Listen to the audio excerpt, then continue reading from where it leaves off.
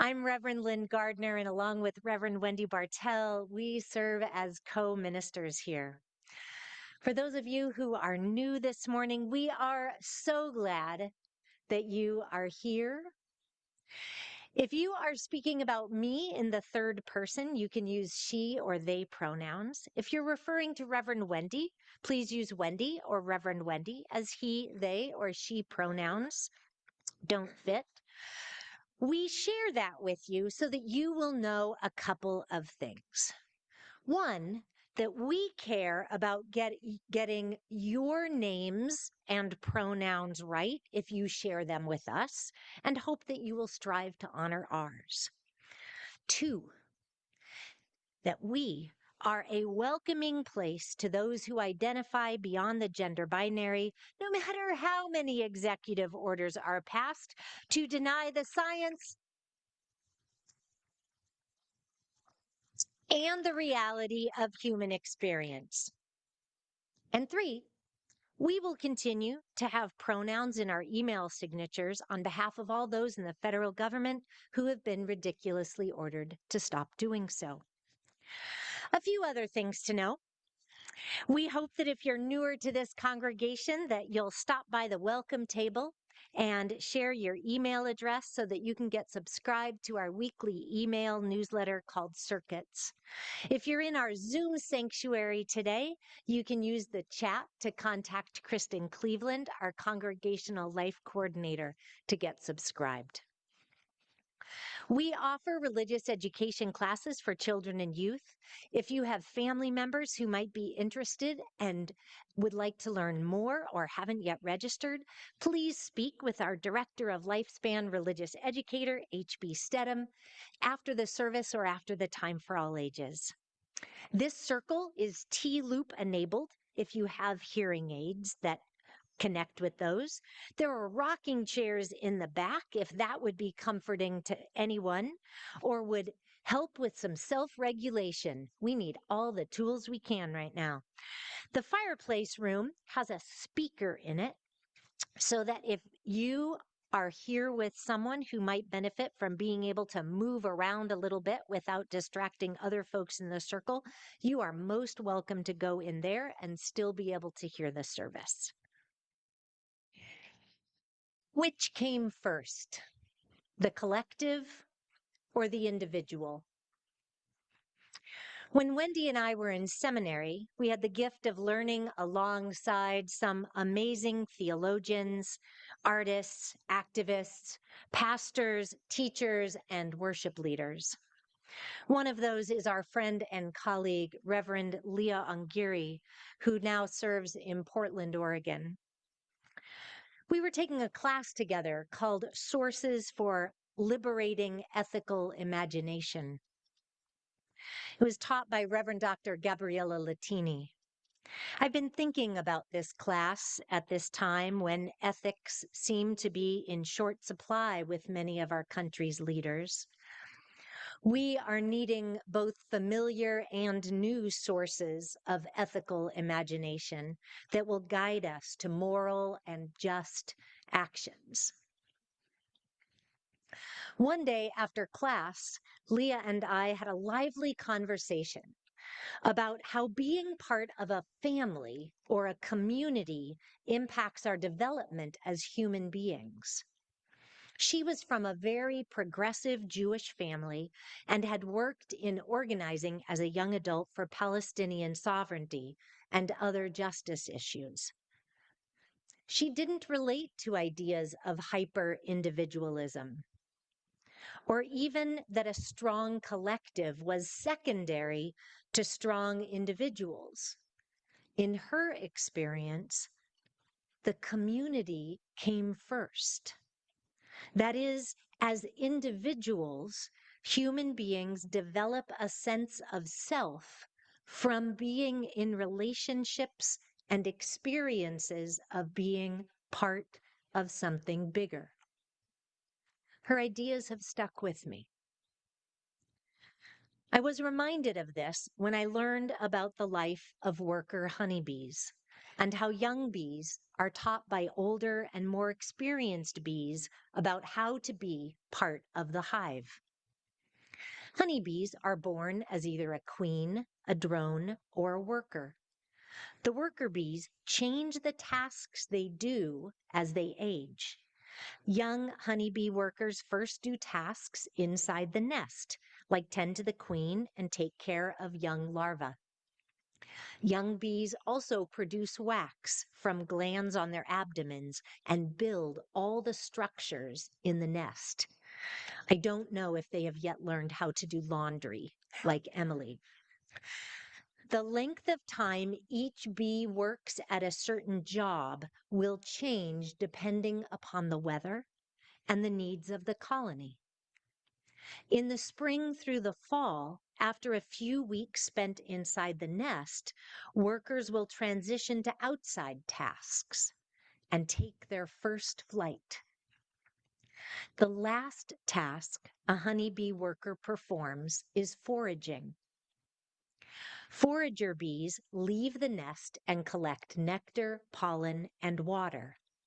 In the cold of winter, especially in climates like upstate New York, all the bees stay in the hive, living on honey produced at other parts of the year.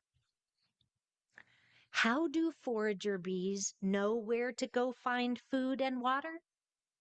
Well, not only are bees fantastic examples of each community member working together for the common good and taking turns doing various tasks, but they also teach each other how to communicate. When a worker bee becomes a forager, they learn how to do the waggle dance, which I cannot say without waggling. When they have found a new source of pollen or nectar, they come back to the hive and they do a little wiggly dance. The direction that they face communicates which direction to fly in relation to the sun to get back to that source. The length of their dance communicates how far from the hive the food source is, and the speed of their waggle expresses just how amazing the pollen or nectar is. This brings like a whole new level to like restaurant reviews. Younger bees are less accurate in their communication, which means that other bees use more energy finding the food. The bees can improve their communication a bit with time, but if they haven't had good examples, expert waggle dancers, set for them, their communication remains more muddled and less effective. In healthy hives that have multiple generations working together, the waggle dances are more accurate and younger bees give clearer directions even in their first dance. I think that there is a lesson from the bees and their little waggle dance for us here now. When a bee finds a source of nourishment, some nectar or pollen or water, they take a bit to feed themselves. They bring some back to share, and they pass on what they know to others about how to find it. We so need to gather nourishment for our bodies, our emotions, nourishment for our minds and our spirits. To think like a bee is to practice mutual care, to serve in different roles, to learn how to do so in community. Now, there are various ways for human beings to experience being part of a collective. We may get good lessons in our families.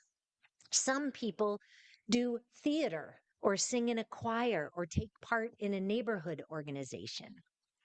There are team sports Whether you've played doubles pickleball, synchronized swimming, field hockey, or football, you've had an opportunity to learn alongside others and to focus on the outcome for the team, not just for yourself. In many sports, there's not even an individual option. It's all about the team. A catcher or a fullback or a point guard might be really important to their team, but you aren't going to see them out there on the field or court all on their own unless they're practicing to get better at it when it comes time to play on the team. We are each part of Team Humanity, or maybe more importantly, Team Earth.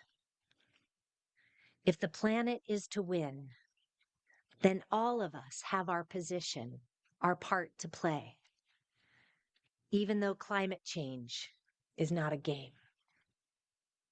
We have skills to practice, behaviors to change, and a regime to resist.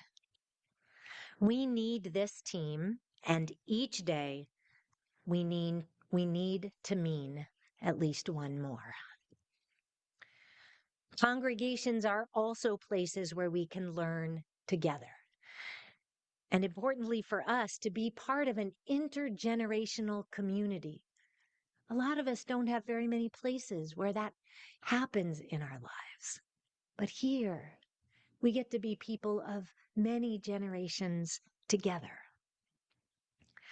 taking on different roles at different times.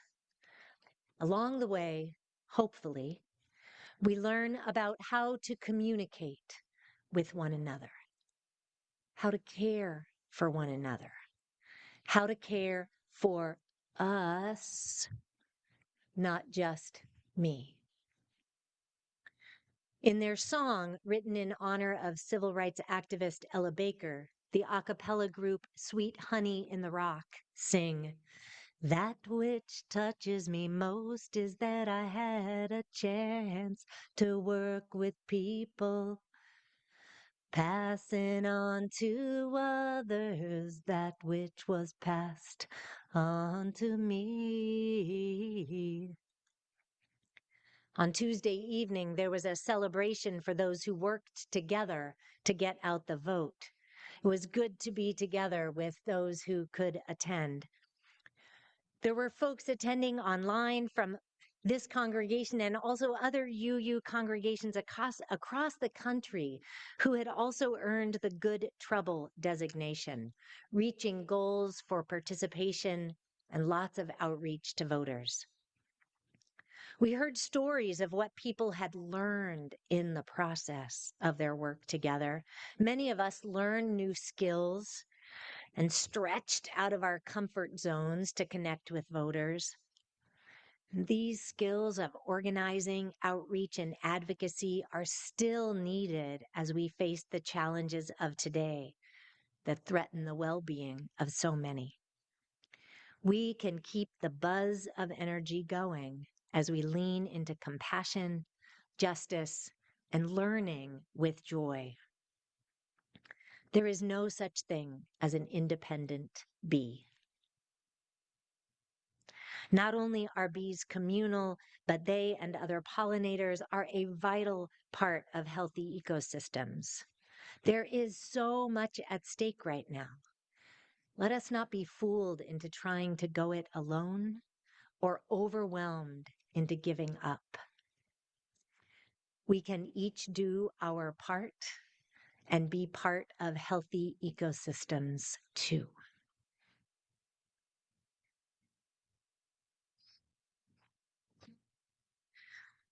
Margaret Mead was an anthropologist who was interested in healthy ecosystems, in her study of humans in particular.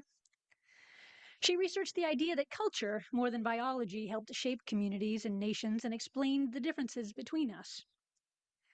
This is in the early 1900s.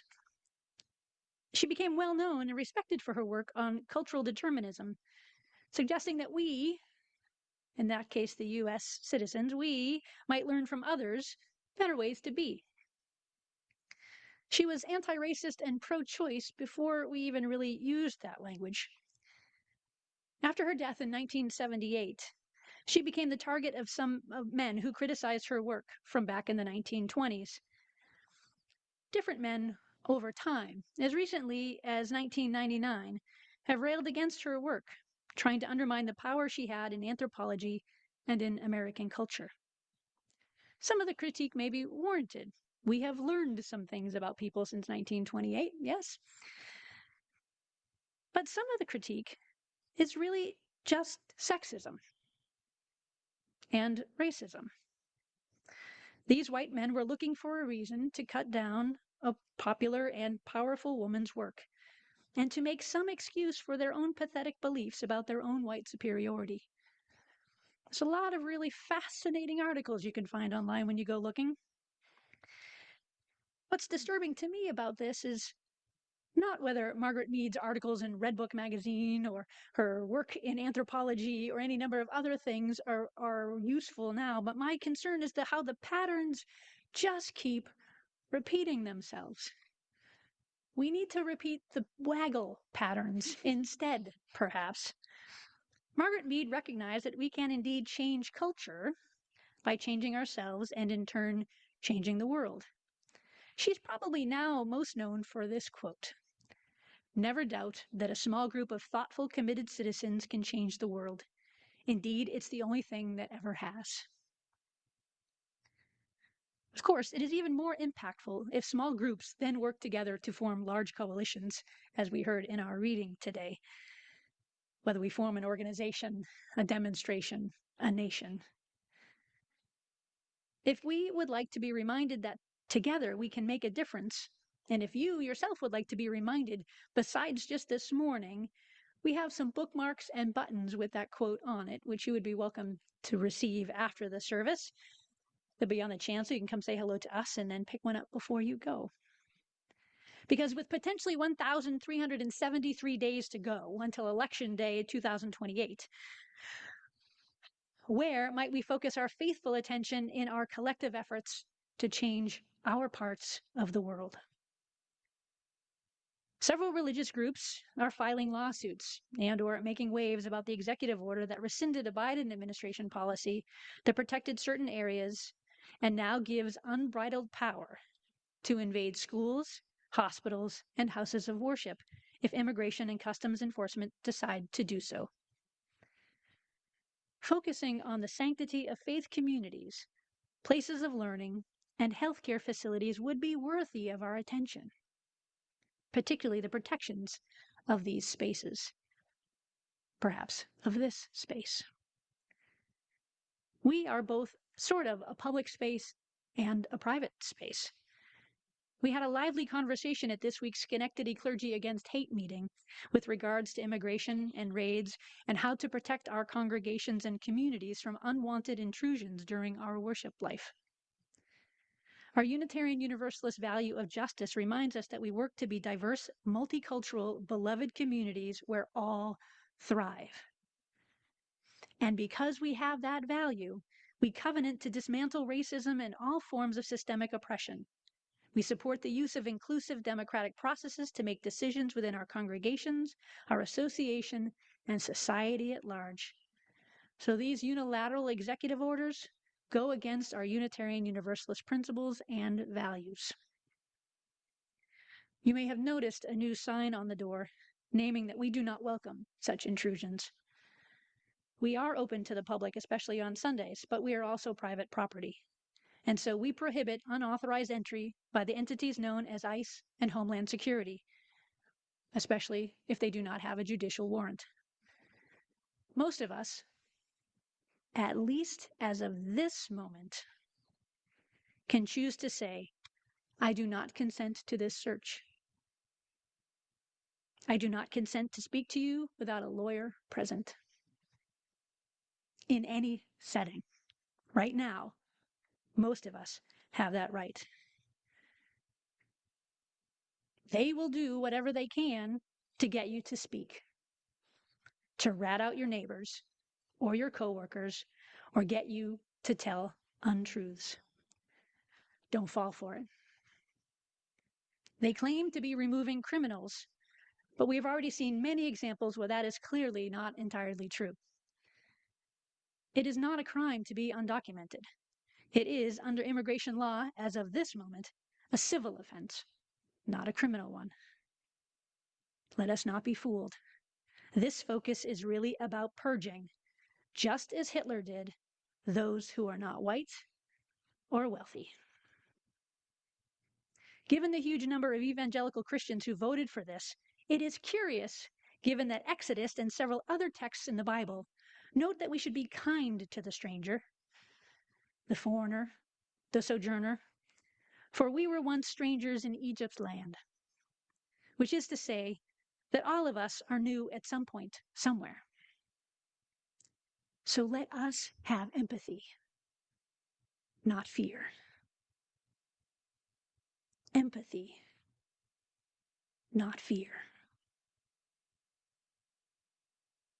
Yet we are here having fear shoved down our throats because that's what they can do to us unless we resist with our faith in one another, in a higher power, in community, whatever your theological faith invites you into and broadens and deepens into.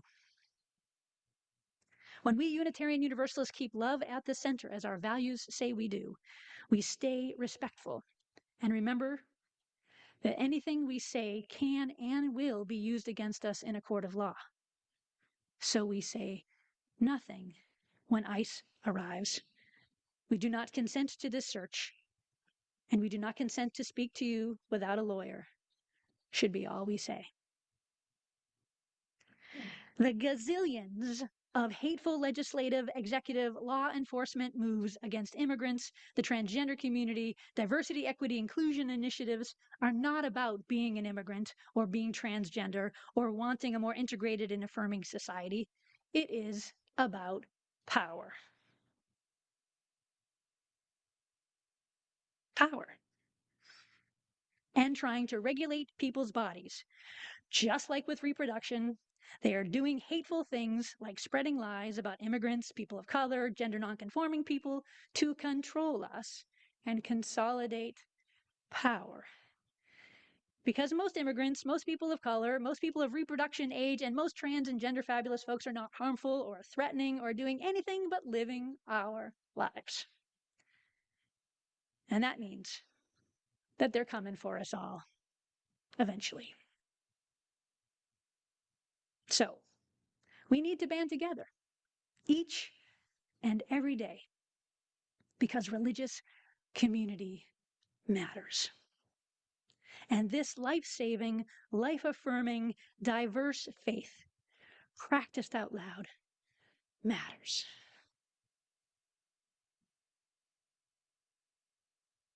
Here at UU Schenectady, we value equity, justice, transformation, pluralism, interdependence, generosity, all with love at the center. It matters that we gather for worship. It matters that we gather for lifelong learning and meaning making. It matters that we strive to welcome each person as they are, and then invite each of us to learn and grow to become an even better version of ourselves. The collective, the individual.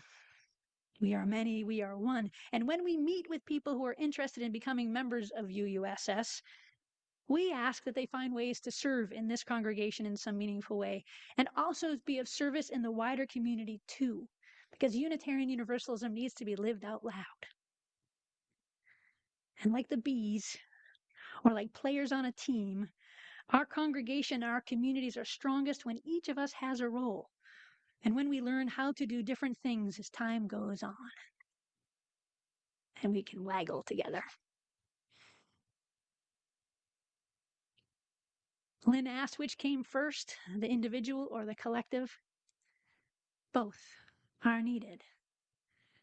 We are many, and we are one. And while each of us cannot respond to every single thing that comes out from this authoritarian regime, the people of conscience must respond. They are counting on overwhelming us, as I mentioned last week.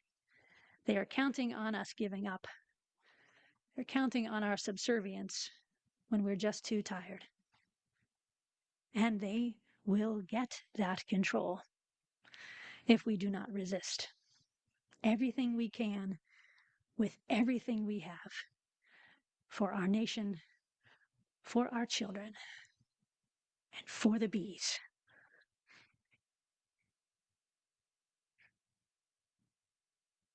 And advice for this week: keep calm and rock on. Amen. And blessed be.